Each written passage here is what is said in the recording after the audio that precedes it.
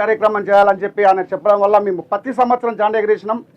కానీ అల్చలు కొంతమంది స్వార్థపరులు 10-50 కనీసం ఒక 50 మంది చాందుకాని అనుచరులు మామూలు కార్మికులను ఇబ్బంది పెట్టి వాళ్ళ దగ్గర ఏదో ఒక రకంగా సాయంత్రం వరకు దావతులు ఏర్పాటు చేసుకోవాలని చెప్పి అల్చల్ చేసి తెల్లారి వరకు ఈ సెక్షన్లు ఉంటానా ఇంకో సెక్షన్లు ఉంటానా భయాందోళనకు గురి చేసి చాలా మందిని ఇబ్బంది పెట్టిన పరిస్థితి ఐఎన్టీసీ నాయకులు చాందుకాన్. ఇవాళ సరే వాళ్ళ అంతర్గత మనకు అనవసరం. చాందుకాన్ చేసిన మోసం ప్రొడక్షన్లో అగ్రిమెంటు ఘోరంగా అగ్రిమెంట్ చేసిరు. కనీసం వాళ్ళు జనరల్ బాడీ కూడా పెట్టి చెప్పలేదు. ఆనాడు మనం ఎంతో మంచి అగ్రిమెంట్ చేసినప్పటికి కూడా మనం జనరల్ బాడీ పెట్టి చెప్పినప్పటికి కూడా కొంతమందితో అల్చల్ చేయించి ఎన్నో రకాలుగా చేసినప్పటికి కూడా మనం ఎందుకంటే మన మంచితనం కనీసం కొద్ది టైం తీసుకున్నప్పటికీ కార్మికులకు అందరికీ అర్థమవుతుందని చెప్పి కూడా మేము ఓపికతో ఉన్నాం. మంచి అగ్రిమెంటే చేసినాం. కార్మికులకు ఎప్పుడు కూడా నరేంద్ర అన్న కాకపోతే ఆయన కొద్దిగా కఠినంగా కనిపిస్తున్నప్పటికీ కూడా కార్మికుల వైపే ఉంటాడు. కార్మికుల కోసమే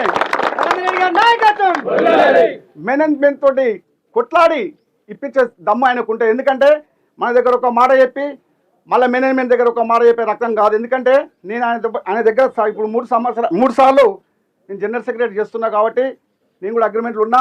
ఆయన గురించి నాకు తెలుసు. అయితే ఇప్పుడు మన NC4లో ఒక ప్యాటర్న్ వచ్చింది. దానికి అగ్రిమెంట్ చేసి పెంచాను. ఇప్పుడు నెల దాటిపోయింది. వాస్తవానికి చాలా పెద్ద పీస్ అది. మన కార్మికులు రకరకాలుగా మేనేజ్మెంట్ రకరకాలుగా నరేంద్రని ఇబ్బంది పెట్టినప్పటికీ కూడా దాని గురించి మేము మాట్లాడతామని చెప్పి నెల సమయం తీసుకున్నాం. ఇంకా కూడా దానికి ఒక క్లారిటీ రాలే. ఎందుకంటే అగ్రిమెంట్లో 4 మనుషులు అని చెప్పి రాసి ఆ ప్రొడక్షన్ రాకముందుకే రాసిపోయింది చాందుకాన్. కనీసం ఆయన ఎమ్మటి ఉన్న లీడర్లు కానీ రెగ్యులర్గా అగ్రిమెంట్లో కూర్చున్న లీడర్లు కానీ ప్రియమైన హిందుస్థాన్ కార్మికులరా, మీ అందరికి కూడా ప్రపంచ కార్మిక దినోత్సవం ఈరోజు. ఈ మేడే అనేది మరి ప్రపంచం లెవెల్లో ఒక ఉద్యమంలా వచ్చి మేడే నాడు మనం ఏదైతే 16 గంటల పని దినాన్ని ఏదైతే రోజుకు 16 గంటల పని దినాలు అప్పట్లో ఉంటుండేట, దానికి ప్రపంచం లెవెల్లో ఒక ఉద్యమం వచ్చి దాన్ని 8 గంటలకు మార్చుకున్నటువంటి రోజు ఈ యొక్క మేడే అనేది ఈ కార్మికుల పండుగగా మనం భావిస్తాం. ఈ కార్మికుల పండుగగా భావించే ఏదైతే ఉందో మరి అందరం కూడా కార్మికులకు శ్రేయస్సు, కార్మికులకు మంచి జరగాలనే ఉద్దేశంతో మనము ఈ యొక్క మేడే ఉత్సవాలను జరుపుకుంటాం. కానీ ఒకసారి ఆలోచించినట్టయితే మరి మన హిందుస్థాన్ కంపెనీలో దాదాపు ఇంచుమించు నేను 28-30 సంవత్సరాల నుంచి ఈ కంపెనీలో లీడర్గా ఉన్నాను.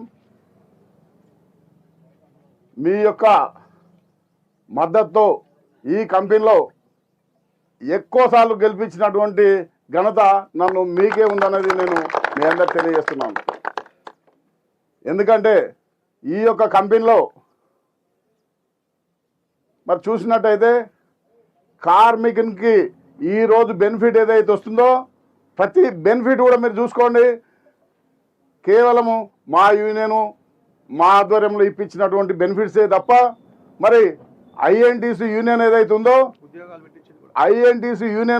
ఉందో మరి ఎప్పుడు కూడా కార్మికులను నడ్డి విరిచేటువంటి యూనియన్ ఐఎన్టీసీ అనేది మీరు గుర్తుపెట్టుకోవాలి. ఎందుకంటే ఒక్కసారి మీరు ఆలోచిస్తే 3 ఉద్యోగాలు ఈ కంపెనీలో నేను పెట్టించిన 600 ప్రతిసారి గెలిచినప్పుడు పర్మనెంట్ ఉద్యోగాలు పెట్టించిన. ఇక్కడ మీరు ఉన్నారంటే కేవలము దాదాపు 500 చిల్లర మందిని నేను పెట్టించిన ఉద్యోగాలలో మీ అందరు ఉండరు అనేది మీరు అందరు గమనించాలి నా పీరియడ్లో.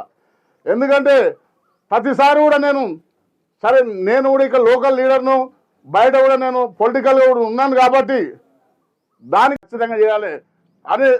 అదే కాకుండా మీకు తెలుసో తెలియదో వాళ్ళందరినీ కూడా సస్పెండ్ చేసి లెటర్లు బయటకు పంపించిండు. మీకు తెలుసో తెలియదో నేను చెప్తున్నా మీ అందరికీ ఈ సందర్భంగా. మేనేజ్మెంటు 3 సస్పెండ్ లెటర్లు వాళ్ళ ఇంటికి పంపించిండు, నన్ను కాదని సస్పెండ్ చేసి లాస్ట్ మంత్ సాలరీ ఇవ్వలేదు. అంటే అగ్రిమెంట్లు ఉంది కాబట్టి చేయాలనే ఉద్దేశంతో. అదే కాకుండా కార్డు లాక్ చేసిండు 15-20 రోజులు. నేనేం చేసినా మీ అందరు తెలుసు. మా కార్మికులకు బయటకు పెడబెట్టి నూకితే మిమ్మల్ని బయటకు పంపిస్తాం మెడలు బట్టి, అది ఎంత ఏదైనా సరే అని అంత సీరియస్ వార్నింగ్ కూడా ఇచ్చి, మరి మీకు తెలుసు అదే రకంగా కూడా నేను వాళ్ళనే దొబ్బిన మెడలు బట్టి మీ అందరు కూడా ఒక సీనియర్ మేనేజర్ను కూడా ఏజిఎం డీజీఎం కూడా అంటే నేను ఎప్పుడైనా సరే నేను ఉన్నంత వరకు కార్మికుల పక్షాన ఉంటాననేది మీరు గుర్తుపెట్టుకోరు. ఈ రోజు కాదు, గతంలో కొన్ని పాలసీల వల్ల కన్నా నినకపోతే కేసు అయినా సరే 10 రోజులు జైలు ఉండొచ్చు నా చెయ్యి తెగిన. ఎందుకంటే నేను భయపడేది లేదు. ఉన్నంత వరకు నేను కార్మికులు నన్ను గెలిపించినంత వరకు, నాకు మద్దతు ఇచ్చినంత వరకు నేను ఖచ్చితంగా కార్మికుల పక్షపాతంగానే ఉంటుంది తప్ప ఎట్టి పరిస్థితుల్లో ఆ కార్మికుల మోసం చేయాలనేది నా ఎట్టి పరిస్థితుల్లో నా బ్లడ్లో ఉన్నది అనేది మీరు గుర్తుపెట్టుకోవాలి. అదే కాకుండా మొన్న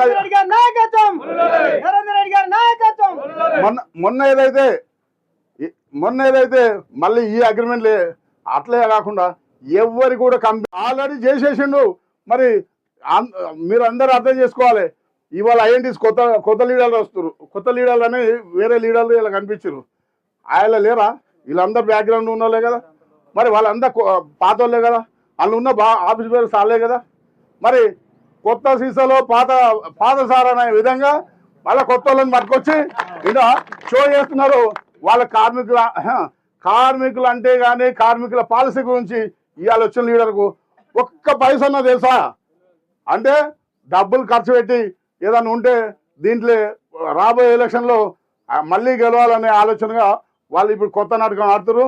ఎవరు ఏదైనా కానీ ఒక్కటి మీరు గుర్తుపెట్టుకోవాలి, ఈ కంపెనీలో మరి మీరు తప్పు చేసినట్టయితే మీరే మరి నష్టపోతారు. మీరు మళ్ళీ ఐఎన్టీస్కి ఎవరైనా సరే అటు మొగ్గిరంటే ఖచ్చితంగా మీ ఉద్యోగాలు మీరే కూడా విక్కున్నట్టు అవుతుంది. అది బాగా గుర్తుంచుకోవాలి. అదే కాకుండా ఇవాళ అయితే అదే కాకుండా మీ అందరికి ఇంకోటి, ఇప్పుడు ఒక అతను మాట్లాడినంట ఏదని ప్యాటర్న్ మార్చొద్దని. నేను ఖచ్చితంగా చెప్తున్నా, నేను గుండె ధైర్యంతో చెప్తున్నా, ఖచ్చితంగా మార్చుతా. ఒక 40-50 మందిని ఎవరైనా వచ్చిన మార్చుతా. ఎందుకంటే ఆ వర్కర్కు ఈ వర్కర్లు బాధ ఏందో తెలవాలి. అదే నలుగురు ఉన్న కాడ కానీ అదే కిలర్లో కానీ ఎక్కడ ఉందో ఒక 40-50 మందిని ఖచ్చితంగా వాళ్ళకి బాధ తెలవాలి. కార్మికుల బాధ తెలిసినప్పుడే మళ్ళీ ఇలాంటి తప్పు పనులు చేయరు అనేది నా ఒక ఆలోచనతో మాత్రమే చెప్తున్నా తప్ప నాకు వాళ్ళ మీద వ్యక్తిగతంగా కానీ ఎలాంటిది కూడా నాకు కోపం అనేది లేదు.